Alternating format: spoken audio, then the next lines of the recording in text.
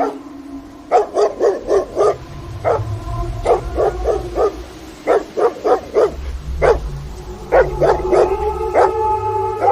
Stories with Ayaz.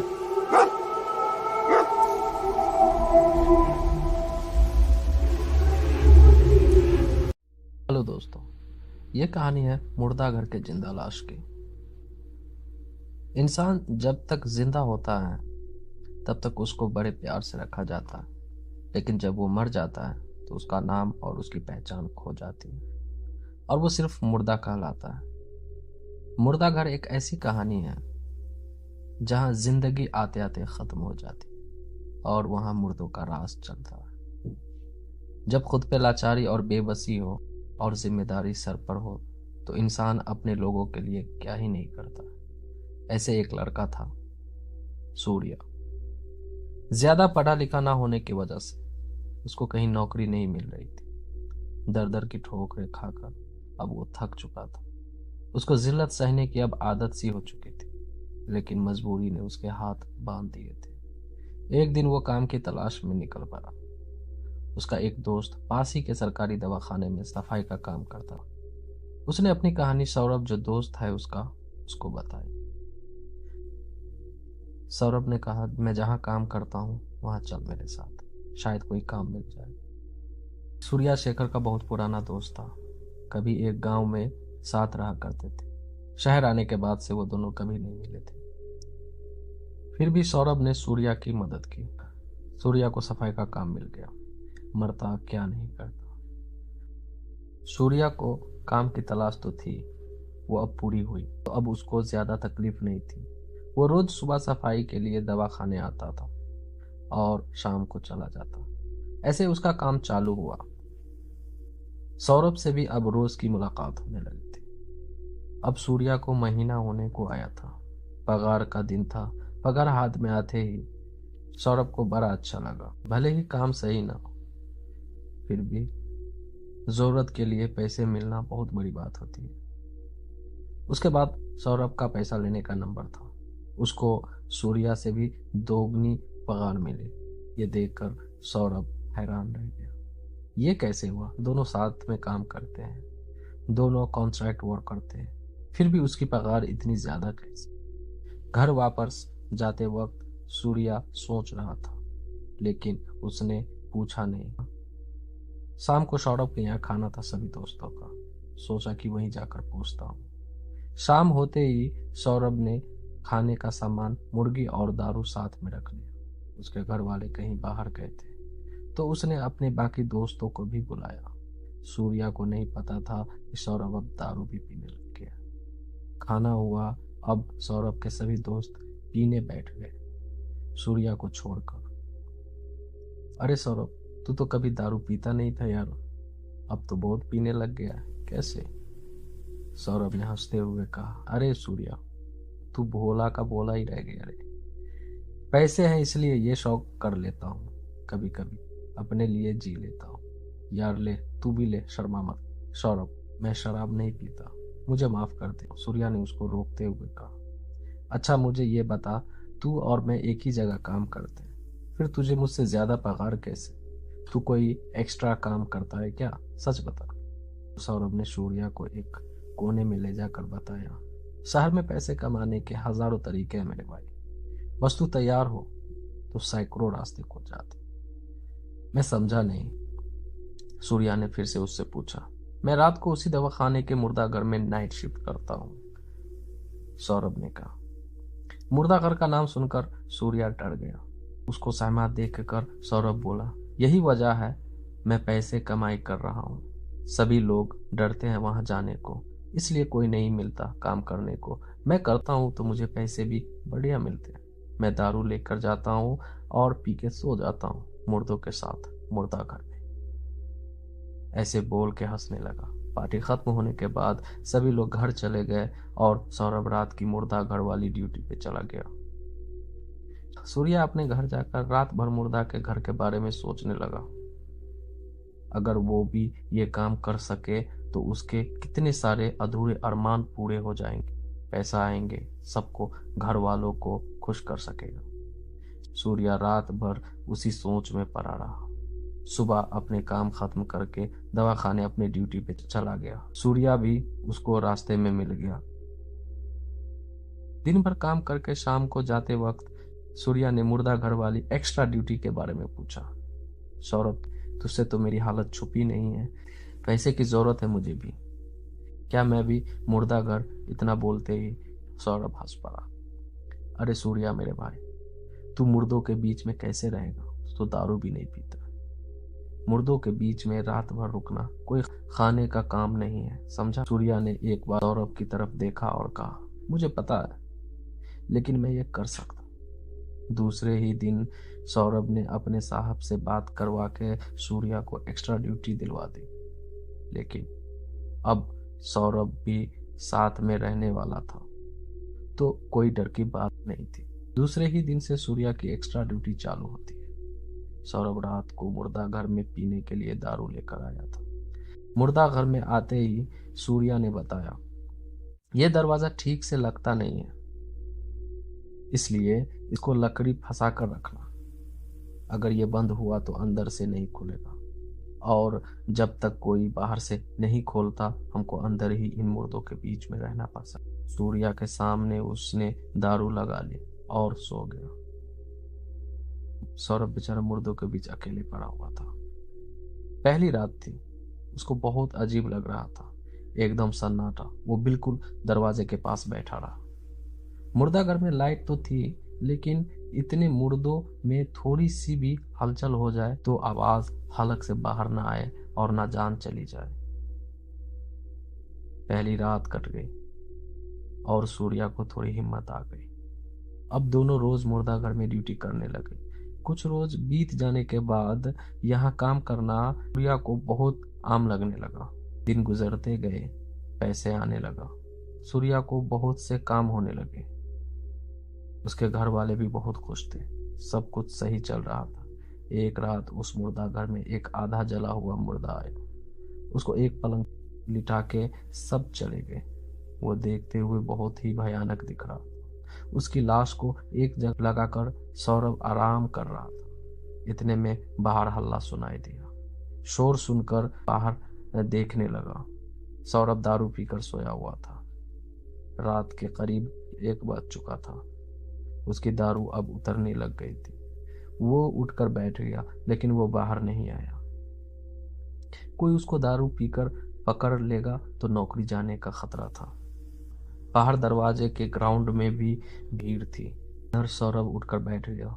उसको बिल्कुल खबर नहीं थी कि कोई नया मुर्दा आया है। एकदम से जोर की हवा सामने की खिड़की से आई और सर धड़ाम धड़ाम की आवाज आने लगी। दरवाजे की लकड़ी सरक गई और दरवाजा बंद हो गया। अब सौरभ की दारू पूरी तरह से उतर गई। वो डरने लगा। एकदम से एक पलंग से कुछ हिला, ऐसे महसूस हुआ। सूर्या पूरा पसीने से तर हो गया था। वो उठकर देखने लगा। मुर्दा घर बहुत बड़ा था। उसने चारों तरफ देखा, कुछ भी दिखाई नहीं दी। अब कुछ ज्यादा ही हलचल दिखने लगी और वो जला हुआ मुर्दा पलंग पर बैठ गया। वो भयानक आवाज सुनकर इंसान की रूह तक कांप जाए। उसके शरीर से खून निकल रहा था। फर्श पर पूरा खून गिरने लगा। बहुत जलने की वजह से चमड़ी लटक रही थी। उसकी एक आंख भी फूट चुकी थी। वो इतना जल चुका था कि कई जगह हड्डी तक दिख रही थी। ऐसा डरावना रूप देखकर सौरभ होश ही उड़ गए। वो सब कुछ दिल दहला देने वाला था।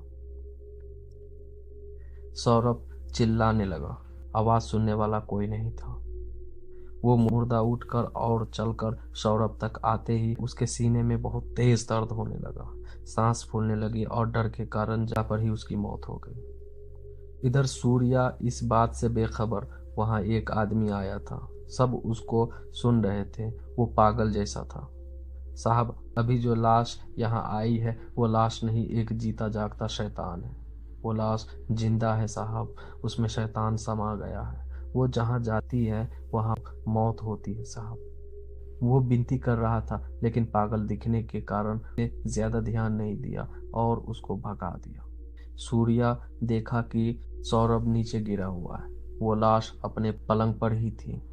उसने सौरभ को उठाना चाहा, लेकिन वो उठ नहीं सका। सूर्या ने डॉक्टर को बुलाया। उसको देखने के बाद डॉक्टर ने कहा, शायद इसको दिल का दौरा पड़ा, ये मर चुका है। सूर्या एकदम सुन रह गया। उसका दिल भी जोर से धड़क रहा था। वो जो बाहर पागल आदमी चिल्ला रहा था, शायद उसकी बात सही थी। बाद में उसका पोस्टमार्टम किया गया। 2 वार्ड सौरभ की लाश मुर्दा घर में लेकर आया। सूर्या डर से सहम कर दरवाजे के पास ही खड़ा था। जैसे ही सौरभ की लाश को एक बेड पर रखा जाने लगा, तभी उसकी गर्दन सूर्या की तरफ मुड़ी। सौरभ की आंखें खुल चुकी थी। उसने सूर्या को एक नजर देखा और एक शैतानी मुस्कान उसके चेहरे पे आई। हेलो दोस्त, ये कहानी एक श्रापित सिक्का, ये एक काले जादू की कहानी है। एक गाड़ी दरवाजे के सामने आकर रुकती है। उसमें से एक इंसान बहुत ही परेशान उतर रहा था। न जाने उनके साथ क्या हुआ था, लेकिन बहुत उदास और लाचार लग रहे थे। ये दवाखाना दिमागी मरीजों का था। उनके साथ में एक 5-6 साल की एक लड़की भी। वो अपनी माँ का हाथ पकड़कर साथ में चल रही थी। जैसे ही वो दवाखाने में अंदर गए और सीधा वो रिसेप्शन में एक नर्स से बात कर रहे थे। डॉक्टर साहब है क्या? हमारा नंबर कब आएगा? जरा चेक करो तो। नर्स ने उसका नाम पूछा। मैं जॉन, और मुझे मेरी बच्ची को दिखाना है। उसका नाम मैरी है, जॉन ने जवाब दिया। सर, आपका 4वां नंबर है। आप थोड़ी देर बैठिए, जैसे आपका नंबर आएगा मैं आपको आवाज दूंगी। नर्स ने ऐसे बोलकर जॉन को और उसकी बीवी को इशारे से बैठने को कहा। जॉन अपनी बीवी मोनिका और मैरी के साथ एक जगह जाकर बैठ गया। वक्त बीत रहा था और इधर जॉन और मोनिका जरा परेशान हो रहे थे। जॉन उठकर बार बार डॉक्टर के केबिन पास जाकर देख के आ रहा था। उसे रहा नहीं गया और फिर से एक बार वो नर्स से जाकर पूछता है, जरा देखिए और कितना वक्त लगेगा? मुझे जरा जल्दी है, मैं परेशान हूँ। नर्स ने अब जरा गुस्से से उसको जाकर बैठने को कहा। थोड़ी ही देर में नर्स ने आवाज लगाई, मैरी, जॉन आप जाइए। इधर मोनिका और जॉन जैसे उस चीज का इंतजार कर रहे थे, वहां से झट से उठकर खड़े हो गए और मैरी को पकड़कर डॉक्टर की कैबिन में चले गए। वहां कुर्सी रखी थी तो जॉन ने मोनिका को बैठने को कहा और साथ में मैरी को भी। डॉक्टर के सामने रखा पेपर पढ़ा और पूछा, जॉन आप ही हो ना? ओके, तो बताइए क्या हुआ? जॉन बोलने लगता है, डॉक्टर साहब, ये मेरी लड़की है मैरी, 6 साल की है। कुछ दिन से घर में अकेले ही बैठकर बातें करने लगती है। समझ नहीं आता क्या हुआ है। बोला तो कहती है वो अपने दोस्तों से बात कर रही है। वो दोस्त उससे खेलते हैं। दिन तो छोड़ो, रात को भी वो बैठकर बातें करती रहती है। नींद भी पूरी नहीं हो पाती है। इतने में मोनिका मतलब जॉन की बीवी रोने लगती है। उसको चुप करते हुए जॉन आगे बोलना चालू करता। हमने उसको समझाने की बहुत कोशिश की। वो ये भी कहती है कि उसका दोस्त दरवाजे के नीचे से आया और उसने मैरी को एक सिक्का भी दिया। पता नहीं ये सिक्का कहाँ से आया घर में। हमने उसको अपने दोस्तों के साथ खेलो ऐसे कहा, लेकिन कुछ खास फर्क नहीं हुआ, इसलिए आपके पास आए।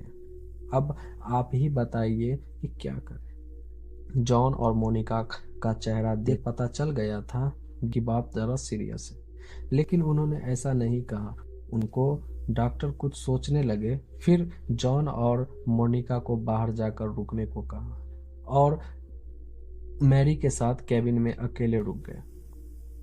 डॉक्टर ने मैरी को पूछा, बेटा तुम्हारा नाम क्या है? मैरी को देख के लग रहा था कि वो परेशान तो है। लगता था उसकी नींद भी पूरी नहीं होती। उसकी आंखों के पास काले घेरे बने थे और उम्र के हिसाब से ज्यादा थकी हुई लग रही थी। डॉक्टर ने समझ लिया कि बच्ची तकलीफ में। उन्होंने उसको पूछा, तुम्हारे पापा बता रहे थे कि तुम्हारा कोई दोस्त नहीं है, तुम अकेली खेलती हो। मैरी बोली, है ना मेरा दोस्त, वो मुझसे मिलने आता है और मुझे सिक्का भी दिया था। उसने अपने जेब में रखा सिक्का डॉक्टर को दिखाया।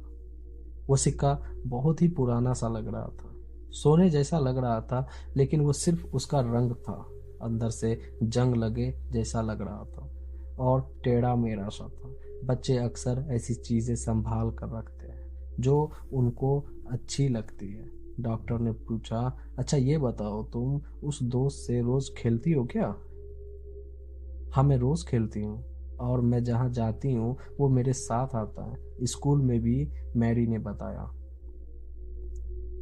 क्या वो यहाँ भी है, तुम्हारा दोस्त? डॉक्टर ने पूछा। हाँ, मैरी ने कहा। ऐसा कहते ही डॉक्टर को थोड़ा अजीब महसूस हुआ। उसने अपने आसपास नजर दौड़ा कर देखा। उनको सब कुछ नॉर्मल ही लग रहा था। फिर, मुझे तो नहीं दिख रहा है, क्या वो सिर्फ आपको दिखते हैं? डॉक्टर उसको प्यार से पूछ रहे। और जॉन और मोनिका केबिन के बाहर से सब देख सुन रहे थे। नहीं अंकल, वो मेरा दोस्त तो आपके पास खड़ा आपको देख कर हंस रहा है। वो ऐसे नहीं दिखता। ये सिक्का आपको हाथ में रख कर कहना है मुझे मरना है, तभी वो दिखेगा। डॉक्टर को थोड़ा अजीब लगा, लेकिन मैरी की बात सुनकर उनको भी लगा कि उनके कैबिन में कोई है। लगा जैसे एक ठंडी हवा का झोंका वो छूकर गया हो। वो मन में ही मुस्कुराए और मैरी के पेरेंट्स को अंदर आने को कहा। जॉन, मैरी को थोड़ा प्रॉब्लम तो है, लेकिन चिंता की कोई बात नहीं। ये एंटिज्म की केस है। ऐसे बहुत से पेशेंट यहाँ आते हैं। इसमें जो लोग अकेले होते हैं वो अक्सर अपने मन में जो सोचते हैं वो सच्चाई में महसूस करते हैं और उनसे बात करते हैं। ये बीमारी धीरे धीरे ठीक हो जाती है। चिंता की कोई बात नहीं। ये दवाई मैं देता हूँ, आप देना चालू करो और कुछ हो तो मुझे आकर मिलो। और हाँ, मैरी को खुश रखो और उसको मनपसंद चीजें करने दो। उसको घुमाओ, लेकिन अकेला मत छोड़ो। जॉन और मोनिका बस हाँ बोलकर वहां से निकलते हैं। वो बस घर जाते हैं और घर की तरफ निकलते हैं। इधर जैसे ही लोग जाते हैं, डॉक्टर कोई पेशेंट ना होने से वो भी थक कर आराम करने लगे। वॉशरूम की तरफ जाते हैं हाथ मुंह धोने के लिए। अचानक उनके दिमाग में मैरी की वो बात याद आती है, वो सिक्का। मैरी वहीं छोड़ जाती है। सिक्का हाथ में उठाकर वो मन में ही बोलते हैं कि क्या सच में मुझे मरना है? ये कहने से वो बच्चा दिख सकता है? और ऐसे बोलकर वो सिक्का बेसन के ऊपर रखकर अपना चश्मा निकाल कर चेहरे के ऊपर पानी लेते हैं। और जैसे ही वो अपना सर ऊपर करते हैं, शीशे में कुछ दिखता है, धुंधला सा। वो ठीक से देख नहीं पाते। रुमाल से चेहरा पोंछ कर अपना चश्मा चढ़ाकर देखते हैं तो शीशे में कोई नहीं दिखता। उनको लगा कि वह वहम होगा। और जैसे ही वो पीछे मुड़ते हैं, उनके बिल्कुल पीछे एक बेहद डरावना जला हुआ बच्चा बैठा हुआ था और वो उनको घूर रहा था। डॉक्टर को सोचने तक का और आवाज देने का भी मौका नहीं मिला। वो इतना भयंकर था कि एक बिजली से उनके सीने में दौड़ गई और एक जोर का दिल का दौरा पड़ा और वो जमीन पर ही गिर गई और जगह पर ही मौत हो गई। इधर वो सब चीजें से बेखबर शाम को जॉन मैरी के पसंद का खाना ऑर्डर करते हैं और खा के सो जाते हैं। सुबह सुबह मोनिका जॉन के ऑफिस की तैयारी में लग जाती। जॉन को एक फोन आता है। मुंदे ही फोन उठाता है और उसकी नींद जैसे एक झटके में उड़ जाती है। वो कुछ समझ पाता कि मोनिका वहां आ जाती है। मोनिका मैरी के डॉक्टर की कल मौत हो गई। दिल का दौरा पड़ गया था। यार, ये क्या हो रहा है? समझ नहीं आ रहा है। जॉन ने उसको देख के कहा, मैरी अभी भी सो रही थी। जॉन, अब कैसे करेंगे? मोनिका को अब चिंता होने लगी। स्पेन में डॉक्टर की कोई कमी है क्या? हम दूसरा डॉक्टर देख लेंगे मैरी के लिए, जॉन ने मोनिका को समझाते हुए कहा। जॉन को यह सब सुनकर अब ऑफिस जाने का मन नहीं था। वो ऑफिस में फोन करके आज की छुट्टी लेता।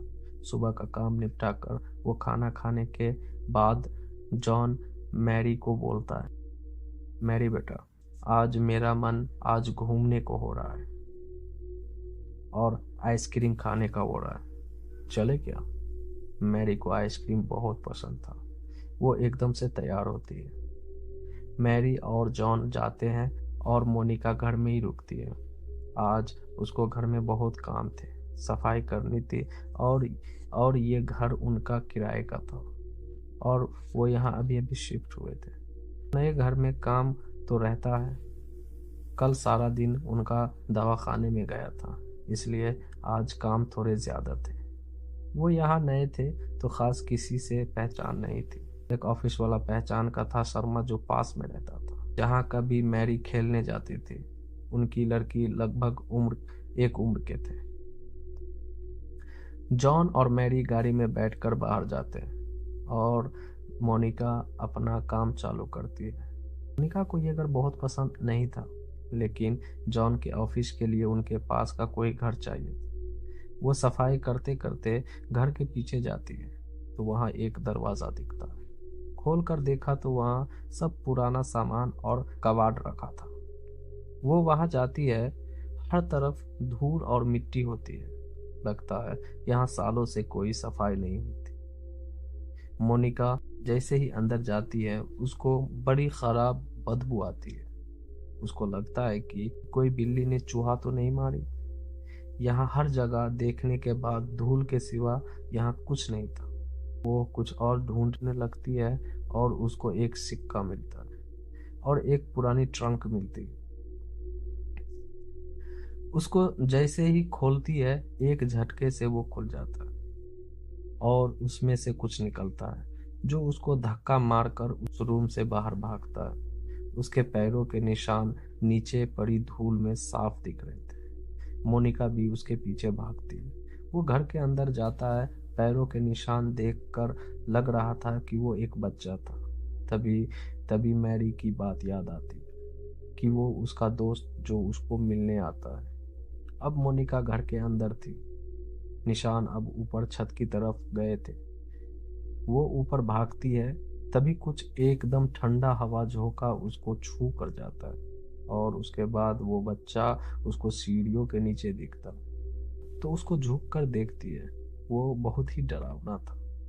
एक बाजू से जला हुआ था और आंखों से खून गिर रहा था। मोनिका बहुत डर कुछ करती उसको बहुत जोर का धक्का लगता और वो सीधा सीढ़ी से जमीन पर आ गिरती है। सर से खून निकलकर वो वहीं मर जाती। ये सब चीजों से बेखबर जॉन मैरी को आइसक्रीम दिलाकर पूछता है, मैरी मुझे बताओ, तुम जिस दोस्त की बात करती हो वो दोस्त आज तुम्हारे साथ नहीं आया? क्या उसको आइसक्रीम नहीं पसंद? नहीं पापा, उसको तो आज खून पीने का मन हो रहा था, इसलिए वो आज घर में ही रुक गया। मैरी ने जैसे ही ऐसा कहा जॉन के जैसे ही होश उड़ गए। उसको मोनिका की चिंता होने लगी। वो मैरी को गाड़ी में बिठाकर अपना आइसक्रीम फेंक देता है। गाड़ी चालू कर घर के लिए भागता है। घर आते ही देखता है कि घर के सामने का दरवाजा खुला हुआ है और बाहर कोई नहीं है। जॉन भागते हुए अंदर गया तो देखा तो जैसे ही उसके पैरों के नीचे से जमीन सरक गई। वो थरथरा रहा था। सामने मोनिका खून में लिपटी पड़ी थी। जॉन एम्बुलेंस को फोन लगाता है और सभी दवाखाने भागते हैं। ऑपरेशन रूम में आते ही डॉक्टर बाहर आकर जॉन को कहते हैं, सॉरी, ये पहले ही मर चुकी है। उनकी मौत तो लगभग 2 घंटे पहले ही हो चुकी है। जॉन एकदम से टूट जाता। अभी लड़की के तबीयत के सवाल उसके दिमाग में थे कि उसको अपनी बीवी की मौत ने पूरा हिलाकर रख दिया था। उस 3 दिन बाद भी जॉन सदमे से बाहर नहीं आ पाया था। मैरी भी कुछ नहीं खाती थी। तभी शर्मा जी आते हैं। कुछ बातें होने के बाद शर्मा जी कुछ बताना चालू करते। सुनो जॉन, तुम शायद मानते नहीं, लेकिन मैरी की हालत बहुत खराब है। मैंने बताया नहीं, लेकिन जिस दिन भाभी की मौत हुई उस दिन वो हमारे घर थी। तुम सब क्रियाक्रम में थे। यहाँ मैरी ने लड़की के हाथ पर काटा, काफी खून निकला और टाँके भी लगे। इसलिए मैंने तुम्हें नहीं बताया, लेकिन जब मैंने उसको पूछा तो मैरी ने साफ मना किया और कहा कि उसके दोस्त को मैरी का किसी और के साथ खेलना पसंद नहीं आया, इसलिए उसने ये किया। जॉन, मेरी सुनो तो। अब डॉक्टर डॉक्टर तो तुम कर रहे हो, लेकिन एक आदमी है जिसको मैं जानता हूँ जो ये ना समझने वाली चीजें कर लेता है। तुम कहो तो मैं बुलाऊं? शर्मा जी की बीवी भी जॉन को यही दोहराती है। जॉन अब राजी हो जाता है। निकोलस नाम था उनका। वो एक चर्च में फादर थे। घर में आते ही उनको ये बात तो पक्की ही हो गई कि घर में कुछ तो है जो बहुत ही बुरी आत्मा है और उसके इरादे बहुत ही खतरनाक और डरावने हैं। उन्होंने सब बात समझ ली और फिर मैरी से मिलने उसकी रूम में जाने लगे। मैरी अंदर सो रही थी। उन्होंने जैसे उसका दरवाज़ा खोला, एक बच्चा जो पूरा जला हुआ था उसका गला दबाकर दीवार के ऊपर घसीट रहा था। उसको फांसी लग रही थी। सब लोग डर गए, लेकिन निकोलस ने अपने गले से गॉड गॉड का क्रॉस निकाला और उसके ऊपर फेंक दिया। वैसे ही उसने मैरी को छोड़ दिया और वहां से भाग गया। आज सब ने उस लड़के को देख लिया था और अब मैरी की सब बातें समझ आने लगी, जो कि सभी सही थी। निकोलस ने अब ये तो समझा कि कोई साया है यहाँ जो बहुत डरावना है, लेकिन उसको क्या चाहिए ये समझ नहीं आया। वो ढूंढने के लिए उसने इस घर की सारी चीजें देखना चालू किया। वो देखना चाहता था कि ये जो सिक्के हैं वो आ कहाँ से रहे, क्योंकि अभी जब मैरी के रूम में ये सब घटना हुई थी तो वहाँ सिक्के पड़े हुए थे। हो ना हो कुछ तो रिश्ता था इन सिक्कों का और उस बच्चे का। दिन और आधी रात जाग कर ढूंढने के बाद सब लोग घर के पीछे बने उस रूम में जाते हैं। रात के कुछ 1:30 बज रहे थे। सब लोग साथ में मिलकर उस पीछे वाली रूम में जाने के लिए आते हैं। निकोलस सबसे आगे था। उस रूम में बिजली थी लेकिन कोई बल्ब नहीं था। अंधेरे में निकोलस ने टॉर्च से रूम के अंदर देखने की कोशिश की। सब कुछ शांत था। वो सब अंदर आ गए, लेकिन जब निकोलस को वो अलमारी दिखती है वो उसकी तरफ बढ़ता है और जैसे ही उस अलमारी का दरवाज़ा खोलने की कोशिश करता है उसकी नज़र अलमारी के ऊपर जाती है। वैसे ही एक डरावनी सी आवाज़ आने लगती है। वो जला हुआ बच्चा उसके ऊपर कूद जाता है और उसका गला पकड़ लेता है। निकोलस भी डर जाता है, लेकिन जल्दी होश में आकर अपने हाथ में रखा क्रॉस सामने धर देता है। वो जला हुआ बच्चा चिल्लाते रोते हुए वहां से गायब हो जाता है। बात से ये पता चलता है कि उसको वश में लाया जा सकता है। थोड़ा संभलने के बाद वहां उनको वही सिक्का मिलता है जो मैरी की माँ को यानी मोनिका को मिला था। वो बक्सा खोलते ही अजीब सी कपकपी महसूस निकोलस को। वहां और भी सिक्के थे। अब समझ आया कि ये यहाँ से आते थे। ये सब देखकर निकोलस ने जॉन से कहा, ये घर आपका है क्या? ये बक्सा और अलमारी यहाँ कहाँ से आई? हमें ये सब जल्दी पता करना पड़ेगा, क्योंकि आज हमने मैरी के साथ जो होते हुए देखा, इसका मतलब कि वो बच्चा मैरी से खेलने नहीं उसकी जान के पीछे पड़ा। सुबह होते ही जॉन ने घर जिस एजेंट से लिया था उसको फोन किया। उसने उस घर के पुराने ऑनर का नाम और नंबर दिया। उनको जैसे ही फोन किया सब बातें पता चली। जो ऑनर थे उनके ये कहानी उनके दादा ने बताई थी। ये अलमारी और बक्सा काफी साल पुराना था, लगभग 100 साल पुराना था। एक जमींदार खुदाई कर रहा था खजाने के लिए। उसके लिए एक डायन ने बच्चों की बलि मांगी थी। उस डायन ने 3 बच्चों की बलि मांगी थी। एक बलि देकर हो गया था, दूसरी बलि देनी थी, लेकिन कोई बच्चा नहीं मिल रहा था। इसलिए डायन ने उसी जमींदार के बच्चे की बलि मांगी। पहले तो उसने मना किया, लेकिन फिर धन की चाहत में उसने हाँ कहा। लेकिन ये बात गांव वाले को ना जाने कहां से पता चली। जब बलि देने की बारी आई तब सभी गांव वाले मशाल लेकर वहां पहुंच जाते हैं। उन्होंने उस डायन को जलाना चाहा, लेकिन उसको काला जादू आता था। वो काले जादू की बहुत बड़ी साधक थी। वो धन कमाना तो एक बहाना था, वो बच्चों की बलि बच्चों के जरिए अपनी काले जादू का ताकत बढ़ाना चाहती थी। जैसे ही वो मरने लगी उसकी काली रूह उस जमींदार के बच्चे में चली गई, तो लोगों ने उस बच्चे को भी जलाना चाहा, लेकिन ऐसा हो न सका और वो बच्चा बिना जले रह गया। उस बच्चे को इन्हीं सिक्कों के साथ दफन कर दिया गया था। इस तरह वो धन जो मिला था वो शापित हो गया। वो शापित सिक्के सालों तक जमीनों में गड़े रहने के बाद भी वो श्राप उन पे रह गया था। लेकिन उस डायन की रूह तो उस बच्चे में रह गई। और जैसे ही उस जमीन पर कुछ सालों बाद घर के पुराने मालिक ने काम चालू किया तो ये बक्सा मिल गया। लेकिन जिनमें वो श्रापित सिक्के थे उन्होंने इसको छुपाना चाहा। कुछ दिन के बाद वो खुद पागल से हो और कहते हैं कि उनको भी बच्चा दिखता है। बाद में वो सब ये घर छोड़कर चले गए, लेकिन अब वो डायन वापस आ गए और वो उनको अपना तीसरा बलि चाहिए, इसलिए वो मैरी के पीछे पड़ी है। ये सब बातें समझ आ जाने के बाद अब निकोलस कोई गलती नहीं करना चाहता था। इधर देखा तो मैरी अब सिर्फ जिंदा लाश बन चुकी थी और जमीन पर गिर चुकी थी।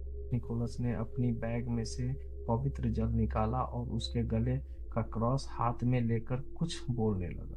उसने पवित्र जल और श्रापित सिक्कों पर और उस अलमारी पे डाला। जैसे ही उसने ऐसा किया वो बच्चा सबको दिखने लगा। वो भाग रहा था यहाँ। अब उसका आवाज बहुत ही भयानक लग रहा था। वो अब खुद जलने लगा था और वो श्रापित सिक्के भी एक एक करके मिट्टी हो रहे थे। वो डायन जो बच्चे में थी अब जलकर राख हो चुकी थी। मैरी को भी होश आ रहा था। वो उठी जैसे कुछ हुआ ही नहीं। अपने पापा को देखकर भागकर लिपट गई। निकोलस का काम पूरा हुआ था। उसने उस डायन को मुक्त किया और मैरी को नया जिंदगी मिली। लेकिन मैरी को माँ की जुदाई सहनी पड़ने वाली थी।